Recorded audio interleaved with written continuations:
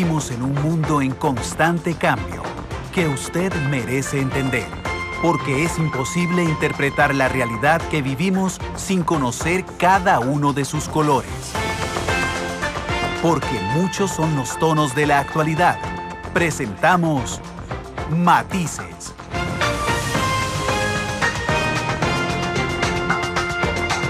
Una producción de Noticias Monumental.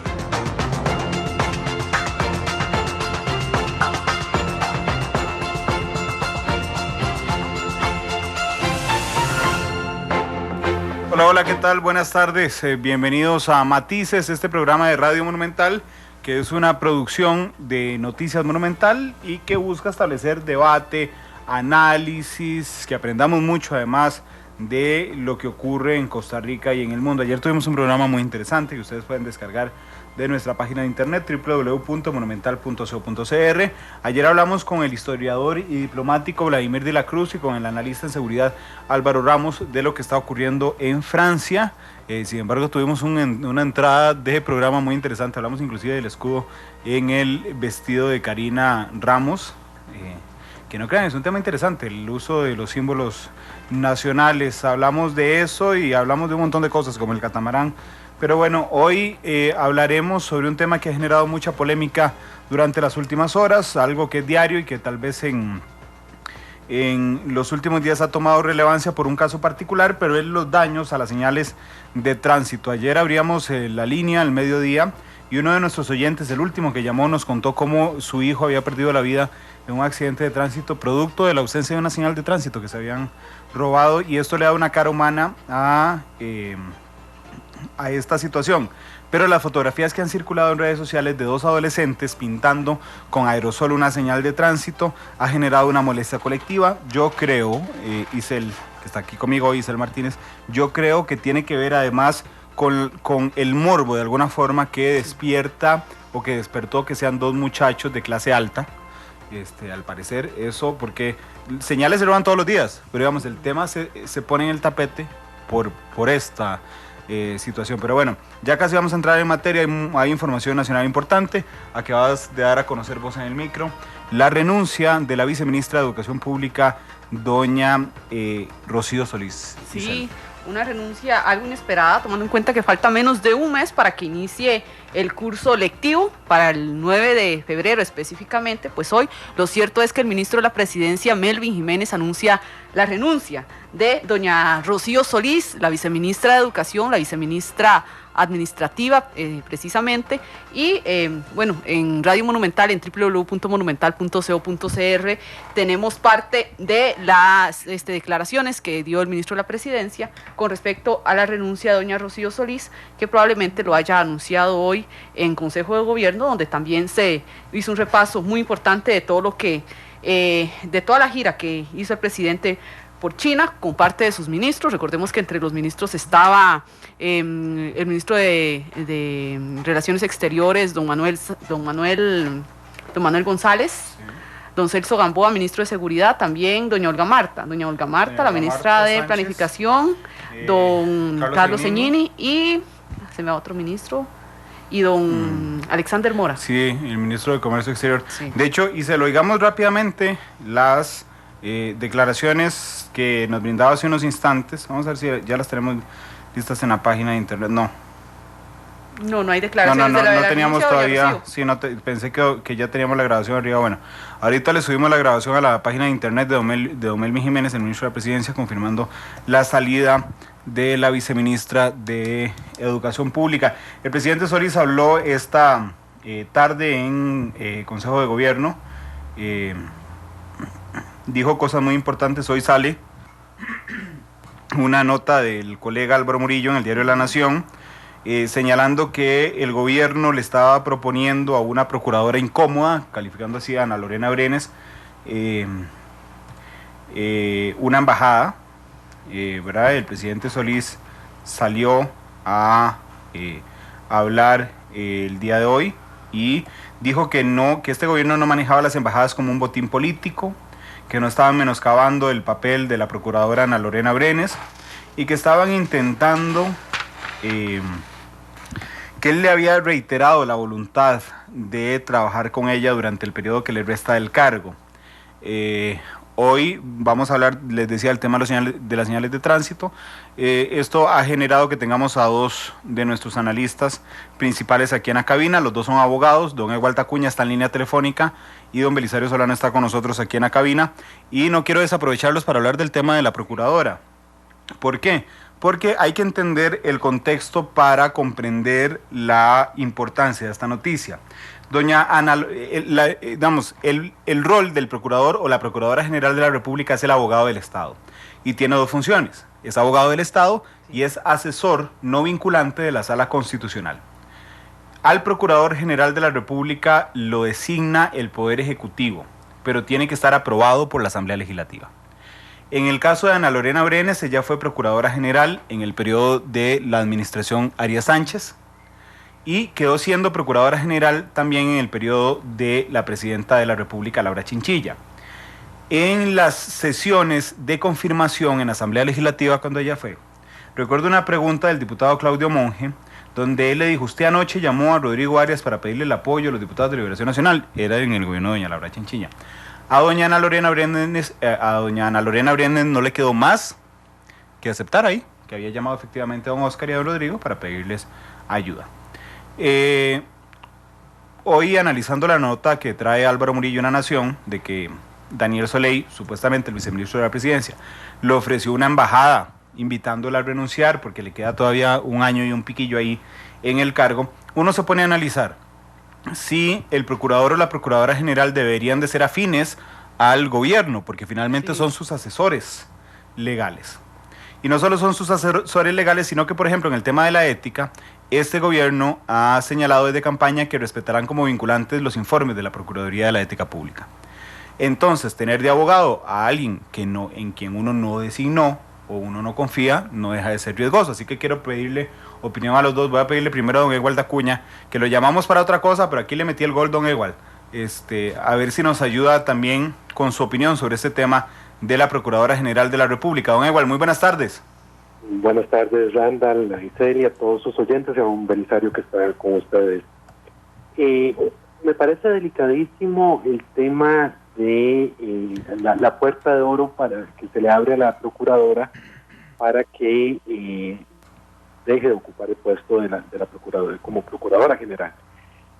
Aquí hay que entender que la Procuraduría General de la República responde a criterios de legalidad, inclusive, para ponerlo más claro, cuando hay acciones de inconstitucionalidad, la Sala Constitucional siempre le va a pedir opinión a la Procuraduría porque es un asesor del Estado, es decir, no puede verse como quien defiende los intereses particulares de una administración específica.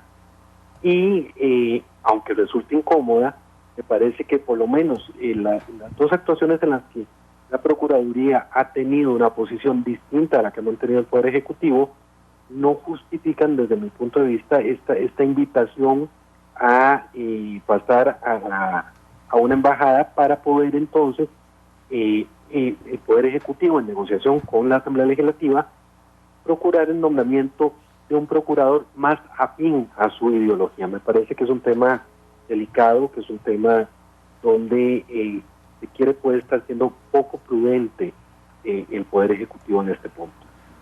Don Ewald, entonces fue poco prudente también el gobierno en comprometerse a que las resoluciones de la Procuraduría de la Ética de la Procuraduría General sean vinculantes. Le pregunto porque, claro, responde a un criterio de legalidad, pero a veces también responde a un criterio de oportunidad.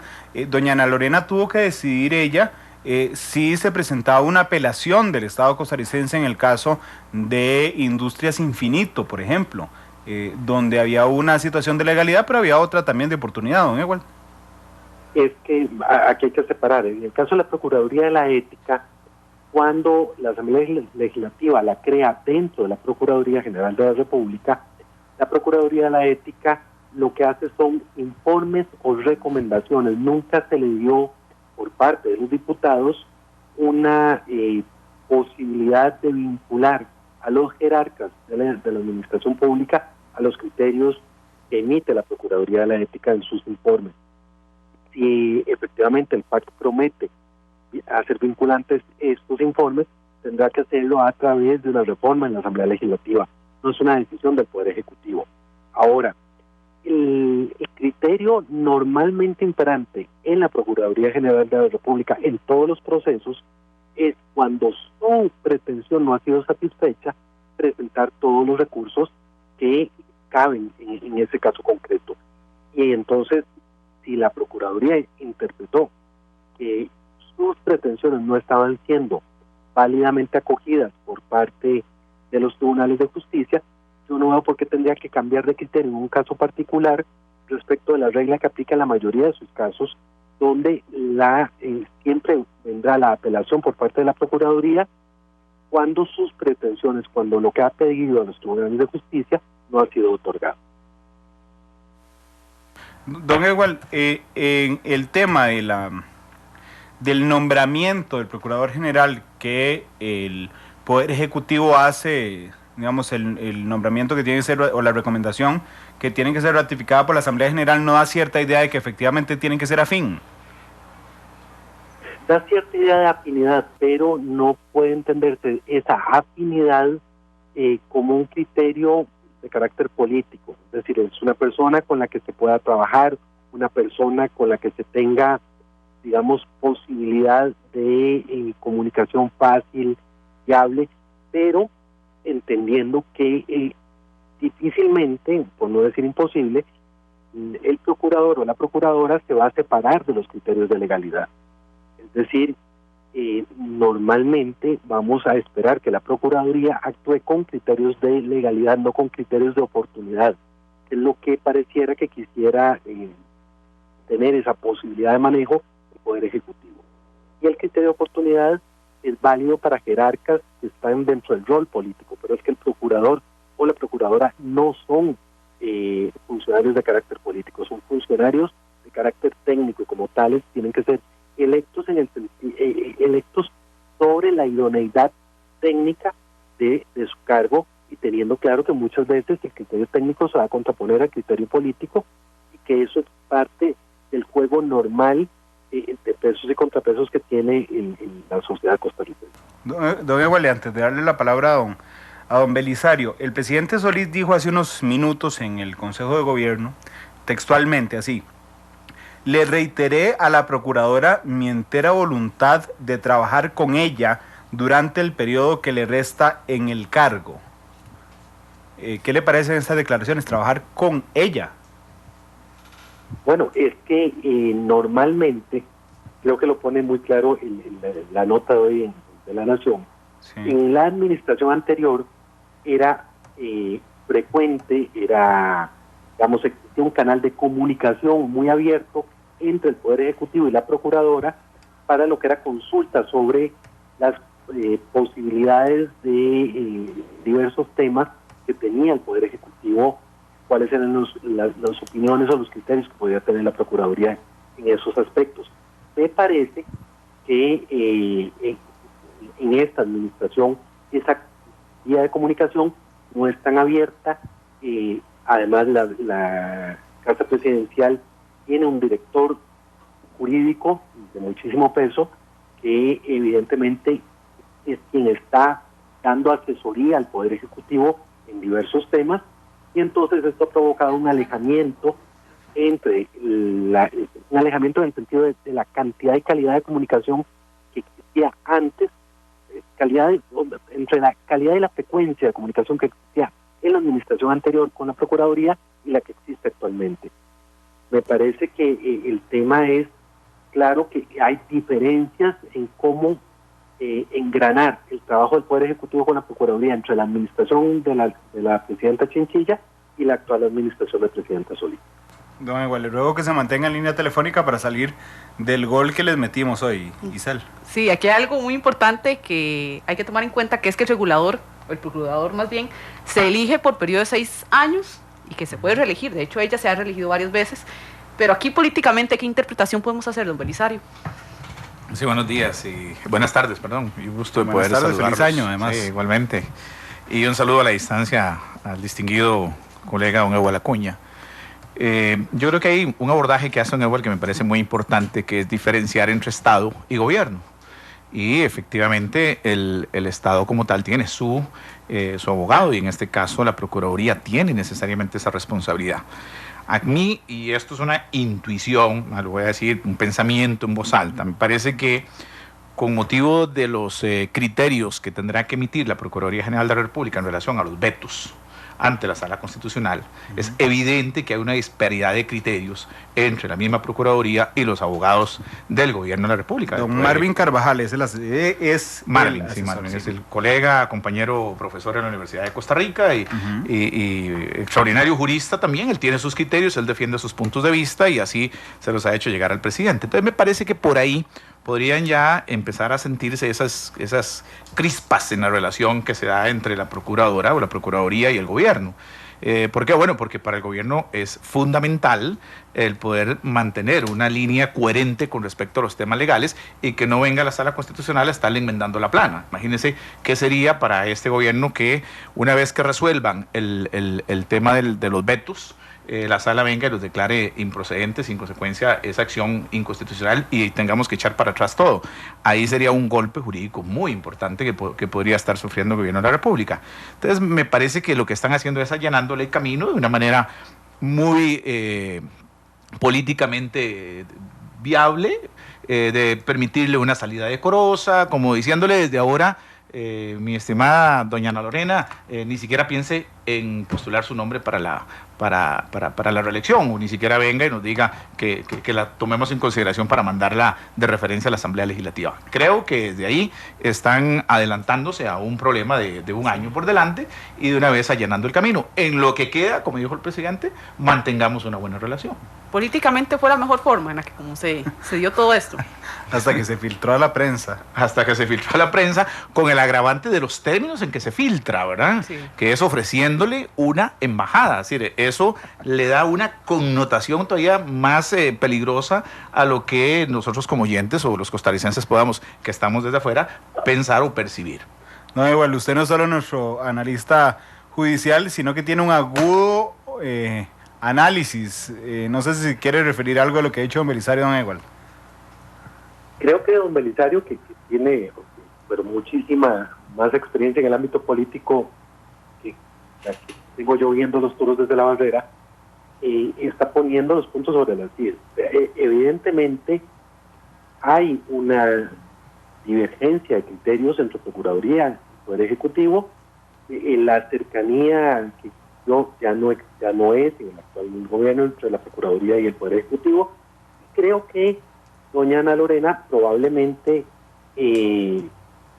optará o por concluir su periodo o por acogerse a su derecho jubilatorio, que entiendo ya le asiste, lo que permitirá entonces al Poder Ejecutivo, ya sea este año o a principios del año entrante, buscar un procurador que tenga criterios técnicos, digamos, más cercanos a la propuesta ideológica que ha estado llevando adelante.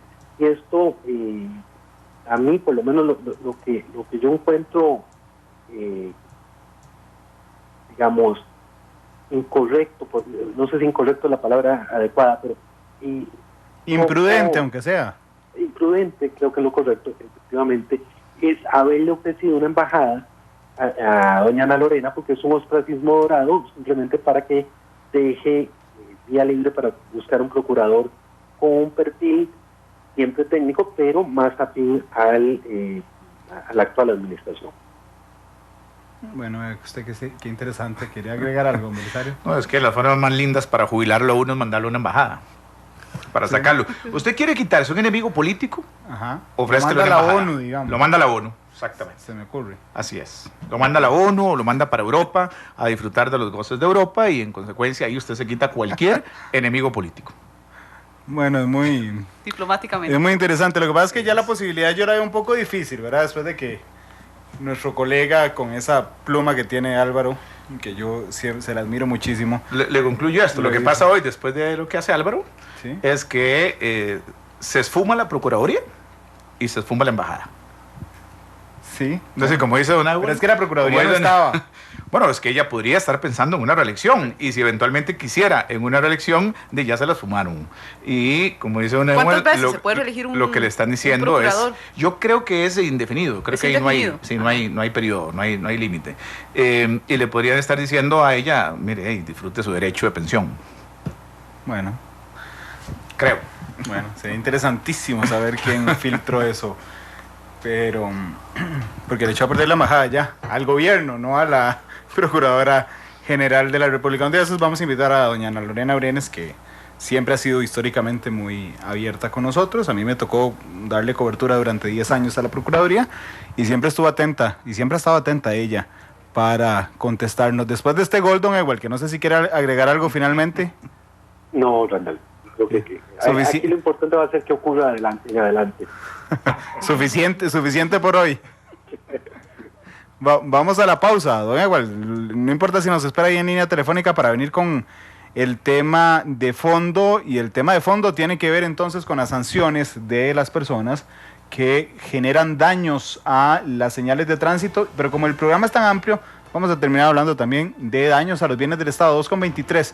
Vamos a la pausa después de esta entrada bastante entretenida en términos políticos y legales. ¿Vieron cómo se unieron las dos vertientes? 2:23. Vamos a la pausa, regresamos.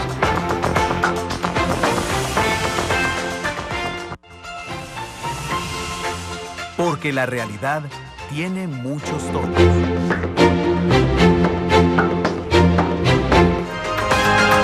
La actualidad, sus tonos, sus contrastes. Esto es Matices.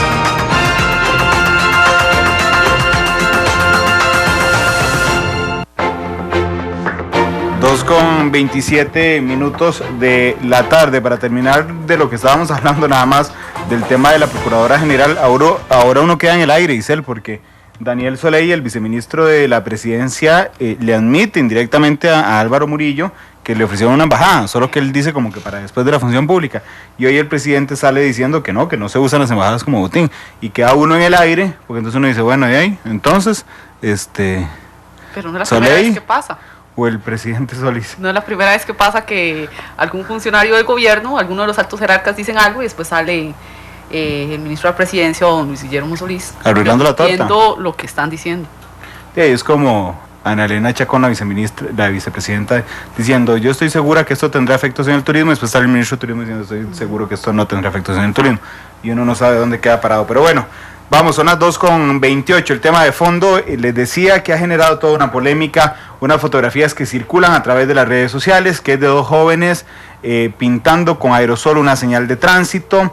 Dentro de esta, evidentemente existe la presunción de inocencia en Costa Rica, nosotros somos absolutamente responsables y respetuosos de la legalidad, pero bueno, en Facebook, en los comentarios de esas fotos, intentan algunos conocidos identificarlos como dos jóvenes adolescentes menores de edad, estudiantes de un colegio privado en nuestro país, y esto genera de alguna forma que se dispare, digamos, el morbo sobre este tema. Don Ewald, me gustaría conocer no solo su apreciación técnica y legal de cuánto es las sanciones, sino su apreciación también en el sentido de por qué esto se vuelve noticia ahora cuando todos los días se roban y se manchan y se rayan señales de tránsito. Don Ewald, ¿qué tal? Bueno, ¿qué tal? No, ya lo había saludado. Adelante, por favor.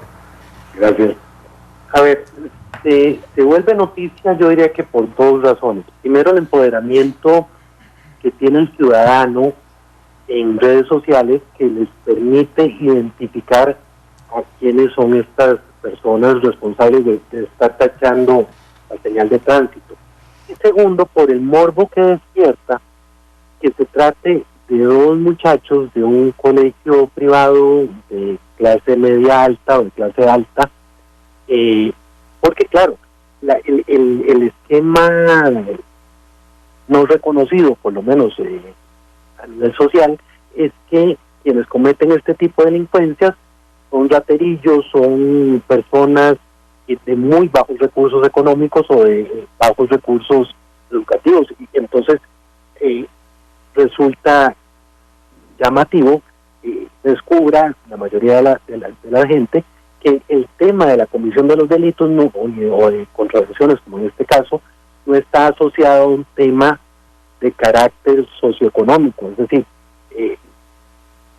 la comisión de faltas de este tipo no tiene que ver absolutamente nada con la condición socioeconómica de quien comete la falta. Y llama, por supuesto, la atención que además el colegio en el que estos muchachos estudian reacciona inmediatamente con un comunicado de prensa diciendo que les ha dicho que se tienen que poner a disposición de las instancias competentes y demás. Esto, digo yo, me parece que es muy llamativo porque además en redes sociales las personas se ocupan rápidamente de identificar de quién es el vehículo que está estacionado en el sitio, quiénes son estas dos personas. Inclusive tengo muy presente una publicación donde no solo se pone el nombre de los muchachos, sino hijos de quiénes y a qué se dedican sus papás, cuáles son sus actividades comerciales y demás. Y entonces, por supuesto que todo esto ha creado un morbo a nivel social. Lo lamentable de todo esto es que ayer se generó, me parece a mí, algo de confusión cuando se dijo que las multas podían ser de montos realmente extraordinarios. Y aquí hay que tener claro lo siguiente. Primero, lo que ellos cometen es una contravención que está en el Código Penal con una pena de 5 a 30 días multa.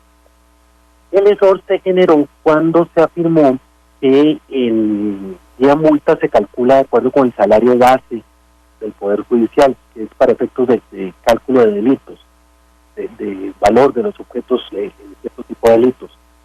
Y no es así. El valor de la multa se calcula a partir de los ingresos que tiene la persona responsable del delito o de la contravención. Entonces, en este caso, en la eventualidad de que el asunto llegara a imponerse una multa, la multa tendrá que ser calculada de acuerdo con sus particulares condiciones de menores de edad y estudiantes, de manera que yo pienso que a lo sumo las multas que les llegarían a atribuir serían de 100.000 colones o una cosa de ese nivel. 18.000 colones, dijo don Ewald. 100.000 colones máximo. 100.000 colones. Bueno, aquí yo voy a meter la cuchara en una cosa, porque nosotros publicamos unas declaraciones de un asesor legal del MOP. Del MOP. Que fue el que nos dio el monto a nosotros de cuánto se podría pagar y que fue lo que generó precisamente esta confusión de la que habla don Ewald. Don Belisario, usted además de abogado es periodista, y la primera pregunta que le hice a don Ewald sobre este tema tenía que ver porque esto se hizo noticia. Yo tengo una lectura y voy a usar una frase muy tica, que es porque verlos dañando una señal de tránsito que no necesitaban robarse para irse a vender, para irla a vender, para comer, ¿verdad? Es simplemente cae mal, así, en dos platos. Y entonces esto genera un morbo. ¿Por qué le parece a usted que se vuelve esto noticia? Y caemos en el tema de las sanciones, don Belisario. Gracias. Sí, efectivamente esto es noticia porque, y en esto Newell nos puede ayudar muchísimo más por su condición de especialista en derecho penal. Resulta, y me imagino que don Newell se lo conoce de dedillo, la Sala Constitucional emitió un voto que es sumamente interesante, el 1054-94, ¿se acuerda, don Ewald? Donde quitan la pena de prisión de las 10 multas y que obligó después a una reforma, a la reforma actual del Código Penal en el 2002, con respecto a la forma en que se aplica el día multa. Esto es noticia porque en la forma en que se plantea el tema, y máxime cuando la última llamada se da ayer, ¿okay?, de la gravedad que puede representar un acto tan irresponsable de dañar o de alterar o de eliminar una señal, puede generar que la vida de muchas personas esté en riesgo, en peligro. Hay un hecho gravísimo ahí y esto hace que sea noticia. Pero también es noticia hoy, y se convierte en noticia hoy, cuando nos damos cuenta de que la sanción es absolutamente ridícula. con respecto a la gravedad del daño o al bien jurídico que está puesto en peligro por la actitud de cualquier persona que haga esto. Sí, porque se pone en peligro la vida, ese es el bien jurídico a proteger, pero don igual decía, se calcula los días multa, depende del ingreso de la persona, pero son dos menores de edad. Pero viera qué interesante, y en esto seguro que don Igual nos va a ayudar muchísimo más. Yo estaba leyendo... Y voy a decirle, don Belisario, perdón, a don Igual nada más, que tiene el micrófono arriba. Don Igual, si usted quiere meter la cuchara en cualquier momento, ahí está al aire. Exacto, porque es muy importante rescatar la historia del Código Penal francés que estaba yo leyendo ayer y hoy en la mañana sobre cómo es que surge el concepto de los días multa y la pena privativa y cómo es que en el Código brasileño de 1910 se implementa este tipo de sanción. Pero más grave aún es que el voto 1054 de la Sala Constitucional, cuando declara inconstitucional el que si no pagaba la multa era día cárcel, que tiene que ir a prisión, uno de los argumentos que da la Sala en ese momento dice: la mayoría de la población contraventora pertenece a una clase social baja o de escasos recursos, o aquella que tiene valores y costumbres distintos a los de la clase predominante. Ergo, la Sala Constitucional dice en 1994 que hay un capítulo en el Código Penal exclusivamente para la clase marginada. Y que por eso los sancionamos con días multa. Y entonces, como no pueden pagar la multa, los metemos a la cárcel. Y entonces dice la Sala que para declarar inconstitucional que no se puede ir a prisión por deudas, y que en el fondo, al estar esa deuda ahí, entonces se le estaría metiendo por prisión por deuda a esa persona o a ese pequeño delincuente o ese infractor, ese contraventor. Ese contraventor, ¿ok? Entonces, esto me parece que desde el punto de vista de la materia penal es interesantísimo, ¿verdad? Luego de eso, los señores diputados tienen en el 2002 que modificar todos los conceptos, y hoy día los jueces contraventores tienen una amplitud de criterio para resolver sobre la base del nivel social. Dice, tomando en cuenta su nivel de vida, y eso es muy importante con respecto a estos muchachos, todos sus ingresos diarios y los gastos razonables para atender sus necesidades como los de su familia. En el caso de los menores, me decía ayer una jueza contraventora con la que pude hablar en la noche, decía, bueno, en el caso de los menores, nosotros fijamos de acuerdo y tasamos de acuerdo a las posibilidades del papá, porque los padres son, en el ejercicio de la patria potestad, los responsables civiles de los actos de los hijos. Por lo tanto, yo me fijo en la capacidad del papá para efectos de establecer la multa en esos menores. Perdón, hay que le interrumpa, don Belisario. Déjeme meter la cuchara en un tema. Me parece que la fuerza contravencional está incurriendo en un gravísimo error. En materia penal juvenil, expresamente la ley penal juvenil establece que el tema civil no es objeto de análisis en materia de menores, pero además no pueden utilizarse parámetros de los padres porque no son responsables penalmente. Es decir, la responsabilidad penal es absolutamente subjetiva. Así es. Y entonces el juez contravencional tendrá que guiarse únicamente por la capacidad o ingresos del menor. Y no puede usar los del papá. Obviamente, por el tipo de materia, me parece que no ha sido llevado a la Sala Constitucional, pero si alguien lo lleva, ese tipo de criterio no lo veo viable. En otros casos dice también que en caso de indigencia o en caso de que personas que no tengan recursos, entonces que ellos han estimado 1,000 colones máximo por día para poder estimar, de acuerdo a los criterios de razonabilidad, que eso es lo que tendría que pagar. Entonces, imagínense que un caso como esto, si un juez viene y determina de que esas personas, o como dice don Ewell, no tenemos que fijar el caso de los papás, de los papás, sí, sino que veamos que son menores de edad, que no tienen ingresos, le fijan 5 días multa a 1,000 colones, son 5,000 colones. Y entonces vea la gravedad del tema, el otro extremo, ¿verdad? En donde con 5,000 colones este tipo de actos podrían en el fondo, en realidad, ser totalmente impunes. Sí, esa era una de las dudas que yo tenía y que se ha planteado en muchos aspectos. Bueno, ya don Ewell y don Belisario la aclararon que es específicamente eso. ¿Por qué no cobrar la multa con base al salario de los papás o del encargado legal del niño o del muchacho en este caso? Entonces, bueno, queda claro que no se podría hacer, pero igual la forma de cálculo es la misma independientemente si es un menor de edad o un mayor de edad. En este caso, el Código Penal no establece.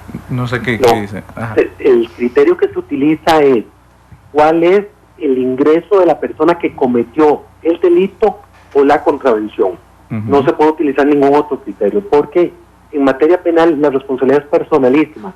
Yo uso una frase para explicar esto, es como los pecados, son personalísimos, no hay manera de comunicárselos a otros o que otros se hagan responsable por la persona que cometió la falta o el delito. En este caso, el tema es que los muchachos, los dos, aunque sean menores de edad, que ya mayores de 12 años, tendrán que responder por la contravención. Y aquí yo quiero hacer una salvedad. Estamos en el supuesto de que se les llegue a imponer la multa. La ley penal juvenil establece una serie de salidas alternas donde la posibilidad de la multa es de las últimas posibilidades. Así es. De manera que tampoco creamos o seamos tan ingenuos de pensar que ese escenario es el más viable. Don Ewald, precisamente yo quería detenerme ahí porque don Ewald decía personalísima. Bueno, personalísima, y creo que don Ewald lo ilustra muy bien con el ejemplo del pecado, ¿verdad? Porque usted decía es subjetivo, bueno, significa que la persona no tiene que ser mayor de edad, la persona mayor a 12 años es responsable de sus actos en materia penal, ¿verdad? El panorama que usted nos pone, don Ewald, es mucho más dramático, porque todavía uno podría pensar, bueno, se le multa con el ingreso de los papás, pero cuando don Ewald nos dice, no, en materia de penal juvenil no aplica, bueno, prácticamente es con el nulo ingreso que tienen los estudiantes, y usted dice, hay una serie de medidas alternas. ¿Como cuáles, don Ewald? Porque no sé si está escrito en algún lado las salidas alternas a las que pueden acceder los jueces, o es una interpretación del juez que un día los mande a trabajo comunitario, o que ayuden en tal centro, o que los mande a limpiar señales de tránsito. No sé si están establecidas o es una decisión del juez, don Ewald. Las sanciones están previstas en la ley penal juvenil. Y aquí tengo que decir que, bueno, la ley penal juvenil costarricense es de las mejores redactadas. Yo, si hago la salvedad, que tengo reserva en cuanto a que el tipo de sanciones que establece en algunas ocasiones me parece que resultan visibles. Pero, por ejemplo, para el caso en el que estamos, sanciones que se le podrían imponer a los menores van como una amonestación que le hace el juez, mire, esto está mal, esto no lo debe hacer, que lo regañe, lo que yo llamo un jalón de oreja. Puede ser una advertencia de que si vuelve a cometer una falta de estas, entonces habrá consecuencias más gravosas. Puede ser, que lo veo difícil, conociendo cómo resuelven normalmente los tribunales penales juveniles, una prestación de servicios a la comunidad. Lo que la experiencia a mí me dice que probablemente llegue a ocurrir es que se llegue a una especie de conciliación donde los muchachos reparen el valor de la señal de tránsito y además se comprometan a realizar algún tipo de labor social, entre comillas, que les enseñe que este tipo de conducta evidentemente es tremendamente grave, y en eso don Belisario pone el dedo sobre la llaga, los haga reflexionar sobre la gravedad del hecho. Pero aquí hay un problema adicional que tal vez podemos discutir más adelante, y es que en esta bendita ley de tránsito costarricense, que es un desastre, entre los artículos derogados, los artículos declarados inconstitucionales, las interpretaciones que ha tenido que hacer la Sala Constitucional para medio salvar el tema de la regulación a la ley de tránsito, cuando la aprobaron se pidió crear un capítulo de contravenciones contra el tránsito, contra la seguridad del tránsito, y dentro de esto incluyeron el tema de la alteración o el daño a las señales de tránsito, cuando en realidad esto debería ser un tema de delito, no un tema de contravenciones. ¿Por qué? Porque las señales de tránsito están, uno, libradas a la confianza pública, y dos, tienen una función especial e importantísima, y es regular el tránsito. La señal de tránsito está para advertir a los conductores y los peatones cuáles reglas específicas aplican en determinados lugares, intersecciones, cruces, puentes, etcétera. Dañar esas señales crea riesgos enormes en la conducción de los vehículos y en el tránsito de los peatones. Si estas contravenciones no existieran, este capítulo de contravenciones de la seguridad de tránsito, yo me inclinaría por pensar que hubiera se hubiera calificado esta conducta como el delito de daños agravados. Es decir, es una conducta que se ve ya como un delito con consecuencias lo suficientemente graves para que las personas que realizan este tipo de conductas tengan conciencia de la gravedad de los hechos y no lo vean como un simple juego de adolescentes. Don Igual, aquí surge una duda y voy a poner un caso hipotético. Los muchachos, en lugar de rayar las señales de tránsito, tal vez se las robaron, se las llevaron para la casa, para poner en el cuarto o en cualquier lugar. Ok, viene una persona y tiene un accidente por la falta de esa señalización. ¿Se podría culpar a las personas que eliminaron esas señales de tránsito por algún otro delito? No, porque está previsto, o sea, en derecho penal hay una regla y es el principio de especificidad. La norma más específica prevalece sobre la norma más general. La contravención, esta que está en el artículo 400, inciso A, del párrafo 2, inciso A del Código Penal, dice que se sanciona con pena de 5 a 30 días multa al que altere, dañe, retire sin autorización o realice uso no autorizado de los dispositivos y las señales de tránsito oficiales. Entonces, desde el punto de vista penal, esa sería la sanción. Lo que cabría eventualmente es, si se logra determinar quién dañó, quién sustrajo la señal, la parte que haya sido afectada por ese robo de la señal, podrá acudir a un juicio civil a reclamar los daños y perjuicios que esa acción haya causado. Bueno, de hecho, es justo la pregunta que acaba de caer en Twitter del POAS, la misma que dice Isel. No se le puede ser corresponsable de un accidente de tránsito. Don Belisario, que yo voy a decirlo con toda la transparencia, fue quien nos alertó ayer, cuando sacamos la nota del asesor del MOB, que me dijo, no, qué raro, este monto está altísimo en cuanto a la multa. El panorama que nos plantea don Belisario es absolutamente mucho más dramático y mucho más risible en cuanto a las sanciones de una actividad de este tipo. Y aquí hay que recapitular, Randall, parte de la nota o de las declaraciones que nos dio el asesor legal del Ministerio de Obras Públicas y Transportes, que él lo que dijo fue que se podría llegar hasta 12 millones de colones una multa, pero él estaba calculando los días multa como si fueran salarios bases, y estamos hablando de un salario de 400,000 colones, que solo así se llegaría a los 12 millones. Bueno, tal vez los asesores puedan escuchar matices también para que se guíen un poco cuando analicen estos temas, don Belisario, pero llega a un límite casi risible, ¿verdad?, la multa por esto. Sí, eso es lo que a mí me parecía gravísimo y me impactó cuando usted entrevista al señor que llama, que pone eso. Yo me sentí muy mal porque lo que el señor estaba diciendo, yo me puse en el lugar de él. Del papá que llamó ayer. Ese señor, sí, papá, que perdió a sus 2 hijos. Sí. Porque habían quitado unas señales de tránsito. Algo así fue, ¿verdad? Sí, el señor decía, de hecho él lo dijo, hace 12 años perdí a mi hijo por alguien que se robó una señal de tránsito en una intersección y bueno, ocurrió un accidente. Y eso todavía no lo he superado. Entonces, eso fue una llamada de atención fuertísima ante esto. Entonces, yo decía, bueno, yo estaba claro de que eran días multa y todo eso, pero cuando se hablaba de la sanción de los 12 a los 12 millones, no, eso hay algo que no coincide, y además, si se aplicara es absolutamente imposible para esos contraventores aplicarlo o ejecutarlo, o que esa sanción se ejecute. Entonces es una sanción totalmente desproporcionada. Aquí lo que se trata es de que la sanción sea una actitud ejemplarizante, que la persona infractora cambie, modifique. Pero yo quería preguntarle a don Edward que qué pasa en el caso entonces de que si el Estado puede perfectamente en vía civil demandar al papá de esos menores precisamente para resarcir los daños materiales causados y eventualmente hasta el daño social, ahora que es un concepto que estamos ahí muy en boga, porque yo pienso que sí sería posible iniciar ese tipo de acciones que ya van más en el ámbito de lo civil que propiamente en el ámbito de lo penal.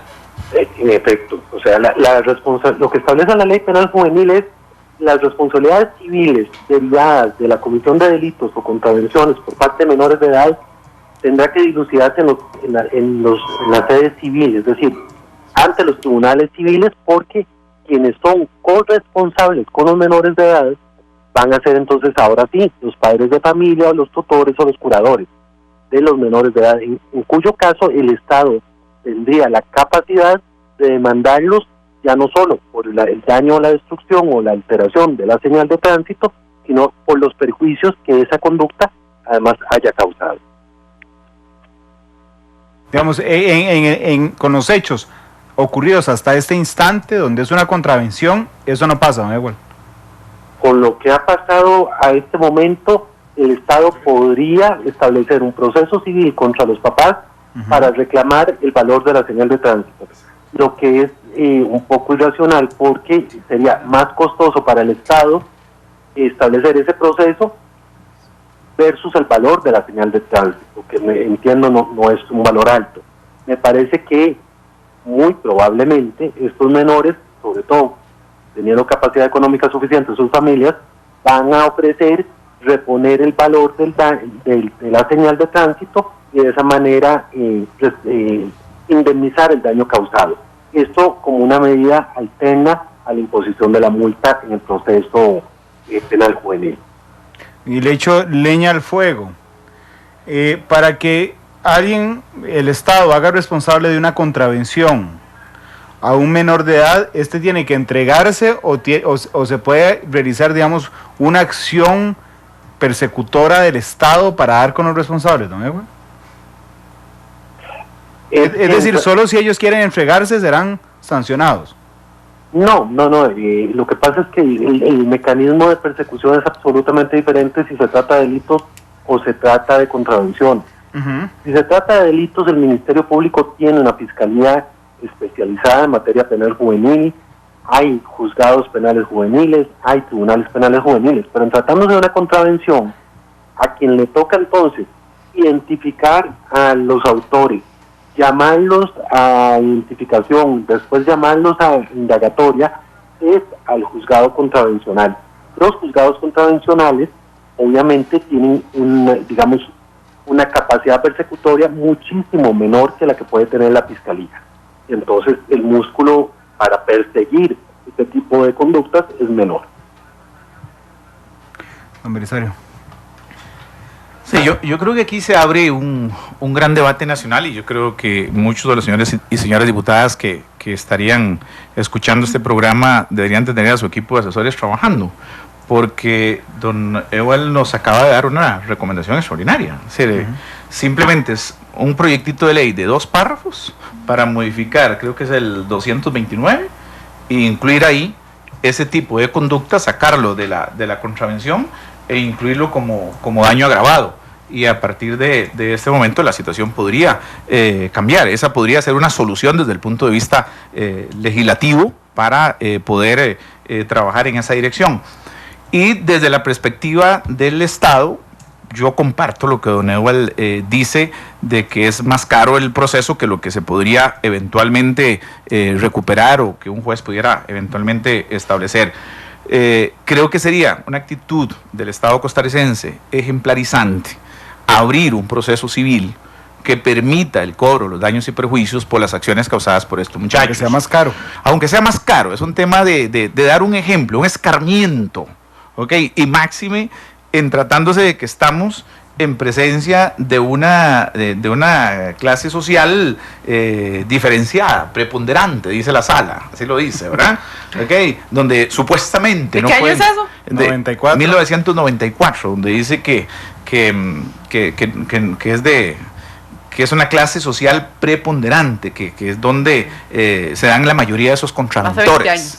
Exacto, entonces posiblemente los que tienen plata cometen delitos y los que no tienen plata cometen contravenciones, posiblemente, decía esa resolución. Eso más bien parece el año reciente. Yo no sé si don Ewell en eso nos puede hacer un aporte interesante o si recuerda toda esta discusión que en su momento se dio en el año 94 cuando quedó así toda una laguna durante mucho tiempo con respecto a la eficiencia de los días multa en Costa Rica. Pero creo que hay que darle solución. Me parece que hay que buscar acciones que permitan a partir de ahora resolverlo. Si se generó noticia, si se hizo noticia y todos los medios están en esta línea, si las redes sociales han hecho de esto una información, yo creo que se puede sacar provecho y podemos sacarle un gran beneficio más allá de la sanción que se pueda imponer a estos muchachos. Dice Tatiana hablando en Twitter, mientras acá nos preocupa el tema, muchachos deben estar riéndose en sus casas de su travesura y sin estrés, pues papi paga.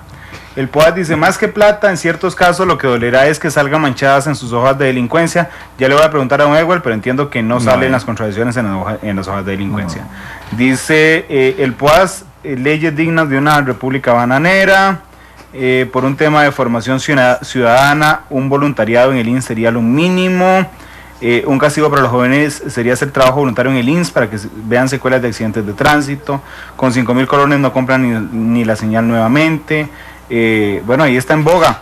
Dice don Belisario, es su idea, don Edward, de que el Estado podría generar un proceso, aunque le salga más caro, de manera ejemplarizante. Y le pido que nos aclare lo de la hoja de delincuencia, por favor. A ver, en cuanto a la hoja de delincuencia, se van a registrar únicamente las condenas que exista contra una persona, es decir, condenas por delitos. Un contraventor puede haber cometido, vamos a poner un caso absurdo, 50 contravenciones, no va a aparecer absolutamente nada en su hoja de delincuencia, porque lo que el registro judicial registra es únicamente condenas por delito. Ahora, que el Estado persiga para efectos de que se tenga conciencia de la gravedad del asunto, me parece que sí, que tiene razón don Belisario. Lo que pasa es que cuando uno ve la realidad de la Procuraduría tirada en cantidad de expedientes que tiene que atender, aquí tal vez don Belisario tenga mucho más precisa la información, no sé si el COSEBI tiene personería jurídica, porque podrían ser los abogados del Consejo de Seguridad Vial los que establezcan esta demanda civil contra los padres para fines ejemplarizantes, pero me parece que el tema sigue siendo tener claridad de la gravedad del hecho. Es que no es un manchón en una pared, no es un manchón en un anuncio publicitario, es una señal de tránsito que puede provocar y ha provocado su ausencia o el daño de estas señales gravísimas consecuencias. Y ahí es donde a uno le cuesta entender qué fue lo que pensaron quienes propusieron esta inclusión de las señales del daño y la protección de las señales de tránsito como una contravención, cuando es un tema, digamos, que tiene implicaciones mucho más graves en el mundo real. Ahora, lo otro es lo que don Belisario señala. Este voto de la Sala Constitucional parte de una premisa que no, por lo menos, no se ha podido comprobar, y es que los contraventores son personas de escasos recursos económicos, porque existe la creencia de que los contraventores, que son, digamos, faltas administrativas o delitos menores, son cometidos por aquellas personas que viven en la indigencia o por personas de escasísima escolaridad. Y eso no es cierto. Por lo menos en Costa Rica carecemos de estudios que nos permitan identificar los perfiles de quienes cometen las contravenciones y si es cierto o no es cierto que esto corresponda con personas de, digamos, de clase socioeconómica más baja. Yo personalmente no creo que sea así. Lo que sí es cierto es que había un problema, y es que la Constitución establece la prohibición de la prisión por razones de deuda. Y los días multa, antes de la reforma del Código Penal, en el año 2002, establecía que si la persona no pagaba la multa, entonces cada día de multa se convertía en un día de prisión. Y eso sí era un absurdo, porque las prisiones por espacios de día no tienen ningún efecto, ni ejemplarizante ni preventivo. Y entonces, tras que tenemos un problema de sobrepoblación penitenciaria, tener personas que entraban por 4, por 5, por 10 o por 15 días por haber cometido una contravención resultaba una incoherencia en relación al derecho constitucional. Pero eso se solucionó cuando se establece la posibilidad de que quien no tenga capacidad económica para pagar la multa preste servicios de utilidad pública, que, bueno, esa es una buena opción para la mayoría de los casos de las contravenciones. Don Ewald, en Costa Rica somos del derecho romano, que es muy diferente al derecho anglosajón, pero cuando uno ve, por ejemplo, juicios en Estados Unidos donde un juez se saca de la manga una sanción que le parecería ejemplarizante contra un menor de edad, se lo digo porque desde la mañana estoy hablando con una tuitera, Patricia Barbosa, y dice que los pongan a trabajar en la calle con un delantal que diga yo rayé la señal de tránsito. Bueno, esa no es una medida, entiendo, que pueda aplicarse en Costa Rica. No hablo de esa en particular, pero es que un juez en Estados Unidos puede poner a un muchacho a limpiar 400 señales de tránsito como castigo, pero el sistema legal nuestro no permite esas salidas de alguna forma creativas, don Ewald, o ejemplarizantes en la legislación penal juvenil o en temas de contravenciones. O en temas de delitos. Sí, o en temas de delito, en cualquier tema. La regla es que el legislador tiene que definir el delito o la contravención y tiene que definir también la pena. El tema aquí está en que nosotros nos hemos pegado como sociedad a dos penas básicas, que son la pena de multa y la pena de prisión. Y urge desde hace muchísimos años, y estoy hablando de décadas, una ley de penas, una ley que establezca la posibilidad de un amplísimo abanico de penas que el juez valore y no veamos únicamente como posibilidades la prisión, la multa. Pero para que en nuestro medio esto sea posible, se requiere entonces una modificación legal pendiente precisamente a eso, a buscar penas alternativas a la prisión y a la multa que tengan un efecto ejemplarizante, un efecto preventivo. Yo estoy seguro que si a estos muchachos los ponen a limpiar señales de tránsito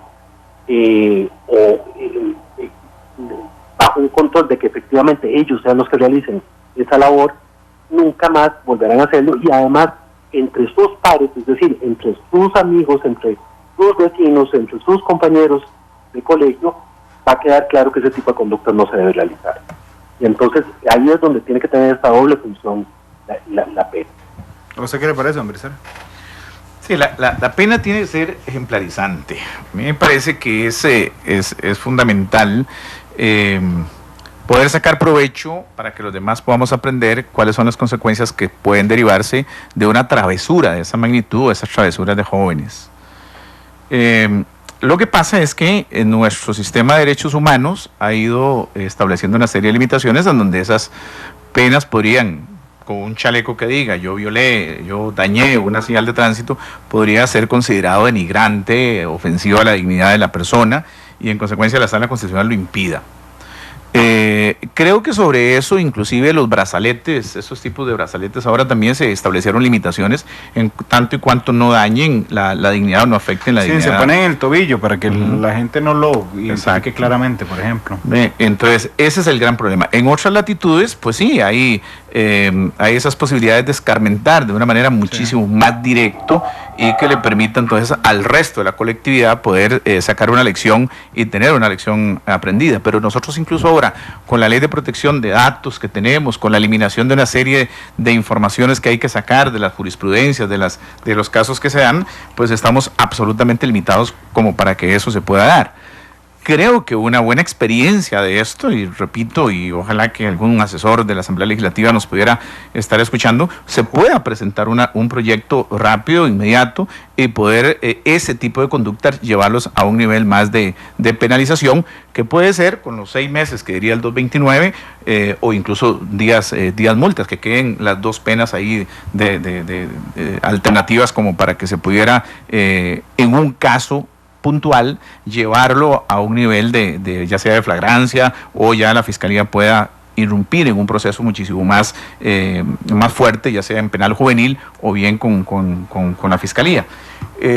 Sí es vital no dejar de lado esto, es vital no dejar de lado. ¿Por qué? Porque si ustedes como periodistas o nosotros como periodistas callamos ante una situación de esta magnitud, vamos entonces viendo que las cosas no tienen trascendencia, que la vida humana no tiene ninguna relevancia, y entonces se nos está yendo de las manos. Las instituciones educativas están obligados, el centro educativo al cual pertenecen estos alumnos tienen la obligación moral con los costarricenses de tomar cartas en el asunto y tomar acciones. Quién sea el centro educativo no me importa, no me interesa, pero sí tienen necesariamente una responsabilidad, aunque no los puedan sancionar porque no están haciendo un acto dentro de las instalaciones, están en periodo de vacaciones, es más responsabilidad de los padres, ¿verdad? Okay, pero sí, a partir de momento es una lección pues para todos los directores y para todos el sistema educativo costarricense en qué es lo que tenemos que hacer. Dices tú, Marín Bravo, hay que aprovechar cuando los temas salen a la luz o sacan a la luz las falencias jurídicas, y creo que este es un buen momento para cambios, pero dice Braulio, el problema es que mañana hay otra polémica y se nos va a olvidar a todos, necesitamos más cultura de procesos. Y dice Rom Q. Randall que cómo hace para que nosotros leamos sus comentarios igual que los de Poas, pues ya lo estamos leyendo. Randall, Isel. Sí, bueno, aquí es la pregunta que tengo, ahora sí, la pregunta que tengo es más política que legal, don Belisario. En este momento, viendo la situación de la Asamblea Legislativa, ¿qué tan fácil es que se apruebe una reforma a esta ley?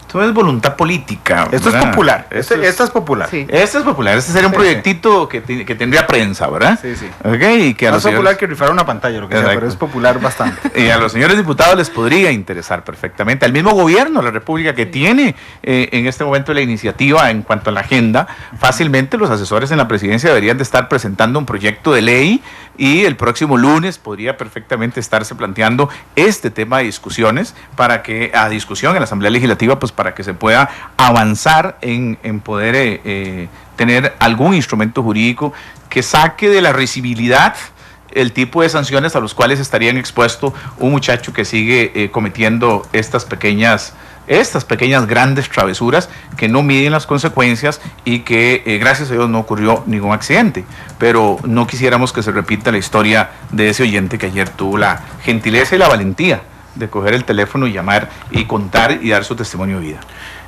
Nos queda una pausa y yo quiero preguntarle a don Igual porque yo sé que, no sé si está en la oficina, pero no sé si tenía algo pendiente, pero don Igual, yo no sé si nos puede acompañar después del corte en los minutos que nos quedan, don Igual. Sí. Bueno, es que saben que quería caer. Yo soy evidentemente periodista, pero Noticia Monumental es absolutamente respetuoso, les decía, del principio de inocencia, pero además del derecho de las personas a la privacidad, por ejemplo. Y a mí me llama la atención en lo que ha caído esto. Estos dos muchachos que supuestamente están plenamente identificados, yo me atrevería a cuestionarme alguna vez, y si no son estos que estamos identificando en las fotografías, les están destazando la vida en redes sociales. Y quería caer a esto también, porque resulta que en un muro, como el muchacho, ¿te acuerdas? El sospechoso que tuvieron por matar a una muchacha en Punta Arenas. Bueno, este muchacho, digamos, no lo mataron, pero hay gente que dice civilmente se le mata. Bueno, no, a este socialmente se le mató. Realmente. Y a estos dos muchachos, yo siendo ellos, yo habría cerrado el Facebook, se lo juro. Son las 3:07, vamos a la pausa y regresamos porque han recibido todo tipo de ofensas a través de las redes sociales y hasta hoy no existe una sentencia que diga que ellos son los responsables. 3:07.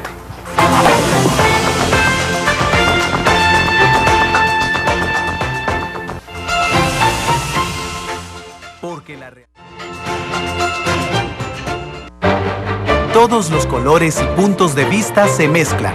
Llegamos a las conclusiones en nuestro Arte Final. Son las 3:11 de la tarde. Hay un término que se ha prostituido, sobre todo, y voy a hacer un mea culpa, en el uso de los periodistas en los últimos años, y es el interés público, porque hay algunos colegas que creen que el interés público les da para arrasar con lo que se mueva. Don Igual Acuña, no hay una sentencia judicial que plantee que estos dos jóvenes identificados en redes sociales con fotos de perfil y todo son los responsables de esto que pasó. Sin embargo, yo decía, yo no quisiera estar en los zapatos de ninguno de los dos en redes sociales hasta ahora porque han recibido cualquier cantidad de ofensas, de fotos, de mensajes. ¿Cómo se lee esto desde el punto de vista legal, don Igual? Bueno, aquí déjeme hacer un poquito abogado del diablo. Ya hay un reconocimiento expreso de parte de la institución en la que ellos tienen educación, de que sí son ellos. Entonces, digamos que en ese tema de que se identificó adecuadamente, me parece que el tema ya está fuera de discusión. Lo que sí ocurre es, bueno, efectivamente se mantiene el estado de inocencia, no es una presunción, es un estado de inocencia. La persona deja de ser inocente hasta el momento en que una sentencia que lo declare culpable quede en firme. Ahora, en relación con las redes sociales, en Costa Rica tenemos un problema que no es solo en redes sociales, es un tema, yo me atrevo a decir que sociológico, y es que hablar mal, sobre todo con afán destructivo, con afán peyorativo, se ha vuelto una regla común en el ser costarricense. Dejamos la chota de la que hablaba don Constantino Láscares en los años 70 a un afán de maledicencia permanente que es preocupante como sociedad, y desde el punto de vista penal, estos muchachos tienen derecho a, si lo quisieran, a querellar por el delito de difamación, es decir, por ofenderlos a ellos a través de las redes, a todas aquellas personas que los han estado ofendiendo de manera absolutamente grosera e innecesaria.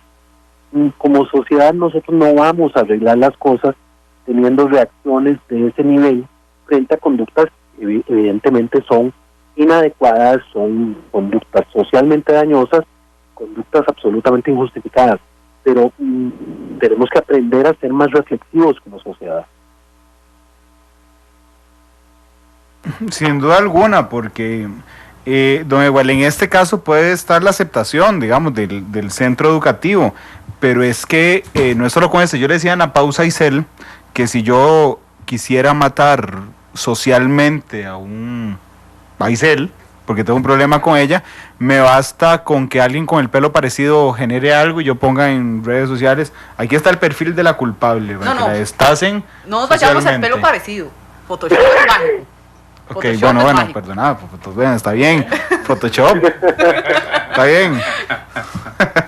Don Belisario. Sí, ustedes están tocando un tema que es gravísimo y que en virtud de eso se han dado algunas regulaciones ya desde el punto de vista penal, y yo no sé, don Eduardo, si en la experiencia de todos los días él en el campo penal ha sentido que poco a poco el nivel de denuncias y de querellas por este tipo de agresiones, de ofensas, de calumnias, difamación, se ha ido acrecentando. Me parece que esa es la percepción que tengo, de que ha habido un incremento en este año que pasó de este tipo de denuncias, y que la tendencia sería que este año se vaya perdiendo más ese miedo para denunciar precisamente amigos o amistades o enemigos o gente de irresponsables que hacen afirmaciones o comentarios que dañan la buena imagen de alguna persona. En efecto, aquí yo creo que más que perder el temor es que las personas, el ciudadano, muchos colegas han descubierto que Internet no es una zona neutra, es decir, que no es cierto que lo que yo haga en Internet no tiene ninguna repercusión jurídica, todo lo contrario.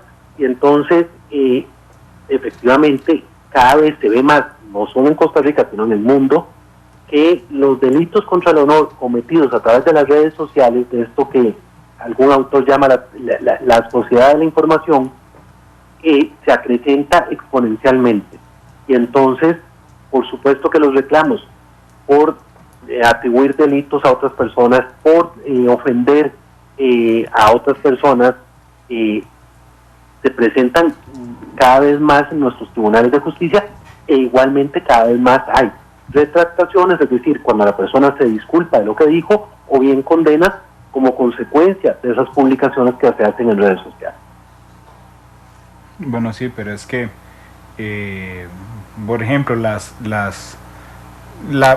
plataforma, y eso lo aprendí en un programa de Matices y conversando con don Belisario y con don Edward, la plataforma en la que se pongan la difamación, no importa cuál sea, digamos, difamación es difamación y calumnia es calumnia. Y yo sí siento y creo, comparto con don Edward, que había un momento en que no solo las personas, sino los abogados tenían el criterio como que Internet era tierra a nadie. Bueno, pero es que lo puso en Internet y cualquier persona pone lo que le pegue la gana en Internet. Bueno, no, cualquier persona pone lo que le pegue la gana en Internet. Y sobre todo que los votos de la Sala Constitucional que generan alguna alguna tolerancia por parte de los funcionarios públicos en estos casos, no aplica en estos dos muchachos, que siguen siendo sujetos privados absolutamente, don Belisario.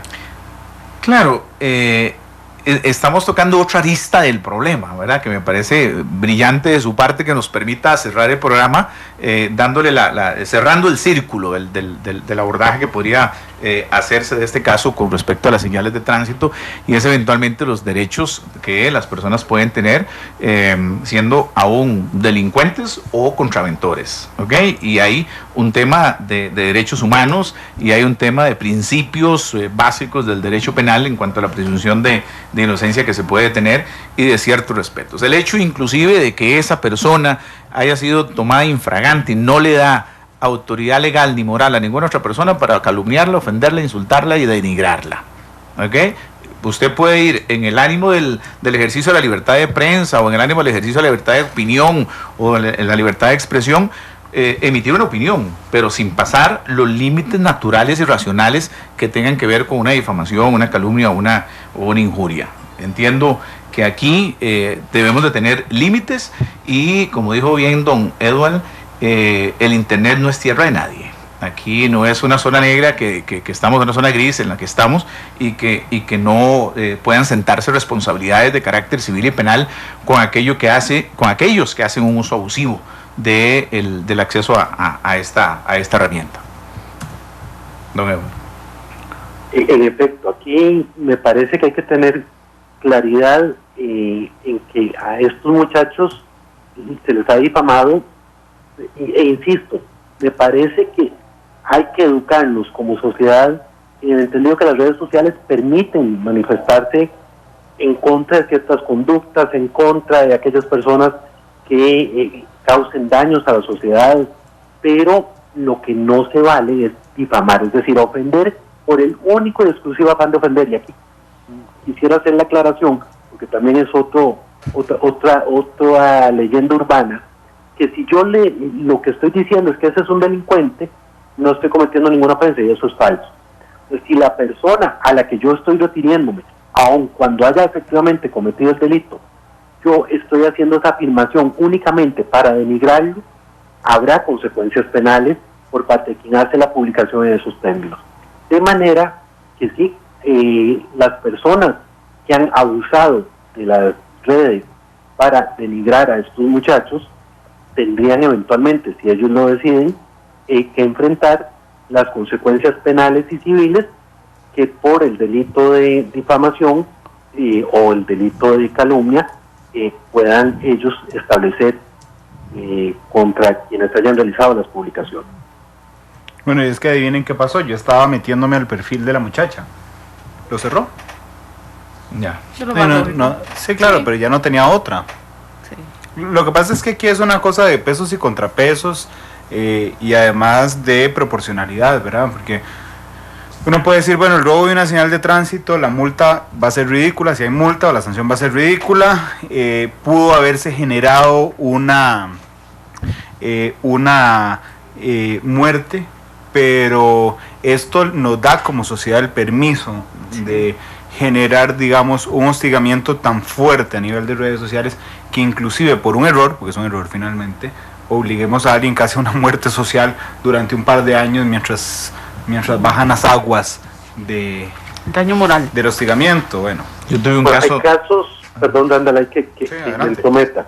Hay casos mucho más graves en el derecho comparado. Hay casos en Estados Unidos, hay casos en Reino Unido, Holanda, en Alemania, en España, donde muchachos sometidos a bullying por redes sociales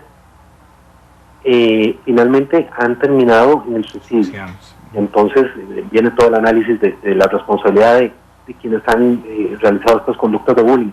Pero el tema es que es grave, el tema es que como sociedad tenemos que entender que la maledicencia no es una regla y no es una conducta que se pueda desplegar pretendiendo que no tenga consecuencias importantes cuando hacemos eso. Yo creo que es muy importante. Yo tuve un caso de un colega nuestro que simplemente iba en pista, se atravesó un perrito, lo mató en el accidente y en buena teoría no se percató del accidente del perrito y siguió. En buena teoría es lo que dice el cliente. Exacto. Sí. ¿Ok? No se percató. Pero resulta que la placa se le cayó y por la placa se dieron cuenta que era la placa del carro del perrito. Y fue un escándalo en redes sociales el año pasado impresionante, del colega muy reconocido en este país, al punto que tuvo que cerrar el Facebook, tuvo que salirse de su entorno social y de acomodo porque era tal el nivel de acoso que es impresionante. Pero aquí nosotros lo que tenemos que entender es que el ciberespacio es un mundo que permite necesariamente este tipo de cosas, lamentablemente, que toda esa maledicencia del ser humano pueda entrar de manera directa, con la misma facilidad con la que se entra con las virtudes que un ser humano puede tener. Lo que pasa es que tienen que entender que eso no es impune, que hay en Costa Rica regulaciones, que a nivel internacional se han girado importantes regulaciones para el control del uso del Internet, para este tipo de situaciones que se dan en el área de las telecomunicaciones y el uso de la herramienta del Internet, y que es importante mantener una actitud de prevención por el mal uso que se da del Internet. Y yo creo que todos tenemos que ponernos en la posición de la persona que vamos a criticar o en la posición de la persona a la que nos vamos a referir para ver si efectivamente estamos cometiendo un error o estamos a las puertas de que esa persona reaccione con la ley en la mano y nos haga pagar, no solamente desde el punto de vista penal y desde el punto de vista civil, los exabruptos que uno eventualmente pudiera estar haciendo a esa persona. Obliga, además de esto que usted nos decía hace algún momento, de cambiar la legislación para establecer este tipo de delitos de contravención a daño agravado, obliga también cambiar la legislación por estos delitos de difamación en Internet. Yo pienso, y en esto don Edward nos podrá ilustrar mucho mejor, pero pienso que estamos en un periodo de transición. Desde que se dio la ley de delitos informáticos y todos esos cambios, estamos todavía en el acomodo, en el espacio que se necesita para ver cómo van operando estas nuevas figuras delictivas que en su momento se dieron y estos ajustes que se dieron al Código Penal. Yo creo que en su momento habrá que hacer ajustes. De momento podríamos dejar que el sistema penal vaya operando día con día y viendo las experiencias de caso concreto poder mejorar en su momento. No sé, don Edwards, ¿qué opina si habrá que cambiar o no? No, en relación con los delitos contra el honor, la legislación actual es suficiente para establecer las consecuencias y las responsabilidades a las personas que cometen cualquiera de las formas de estos delitos. A veces tenemos la creencia que el tema se corrige solo legislando. Y el primer ejercicio que se debe hacer es verificar si la legislación actual es suficiente o insuficiente. En el caso de los delitos contra el honor, nuestra legislación es suficiente, adecuada para la persecución de los delitos contra el honor que ocurran a través de redes sociales o de Internet. Claro, sobre todo creo que tiene más que ver con la cultura, ¿verdad? Así como llevamos 18.000 casos a la Sala Constitucional por todo, hasta contra el libro nacional, conforme se vaya generando la cultura de demandar a quien nos difame o nos calumnie en redes sociales o en Internet, creo que irá avanzándose. No, igual, muchas gracias de verdad por acompañarnos. Sé que es un poco incómodo hablar hora y media por teléfono, pero le agradezco mucho, y sobre todo estos aportes al final que nos parecieron valiosos, de darle una vuelta inesperada al tema y hablar también cómo hostigamos me refiero como sociedad a estas personas. Don Igual, muchas gracias. Gracias a ustedes y buenas tardes. Gracias, don Igual, gracias, don Belisario, ¿verdad? No, gracias, encantado, más bien, muchas gracias por invitarme a participar y a emitir estas reflexiones. Bueno, la Fracción de Liberación Nacional por ahí mandó una cosa interesante sobre este tema de la Procuradora General. Vamos a ver si me sale en Twitter. Aquí está, Fracción PLN, creo que se llama la cuenta en Twitter. No, bueno.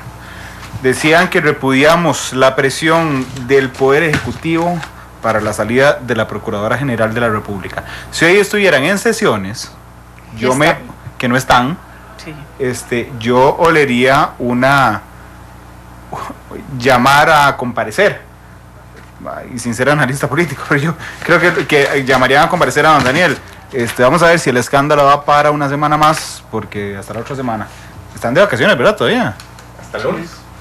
De vacaciones más largas. Dice el comunicado que la señora procuradora tendrá que juzgar en apelación las conductas de los miembros del gabinete del gobierno actual, y por ello resulta tan grave el que haya citado a Casa Presidencial para ofrecerle un nombramiento en el servicio exterior. Es parte de lo que se comunicaba. Sí, claro, vamos a ver si el escándalo dura una semana, ¿verdad? Porque las vacaciones han sido bastante largas. Sí. Supongo que están oyendo los programas de radio y podrán el lunes decidir si llaman a comparecer al viceministro de la Presidencia, don Daniel Solís. 3:27.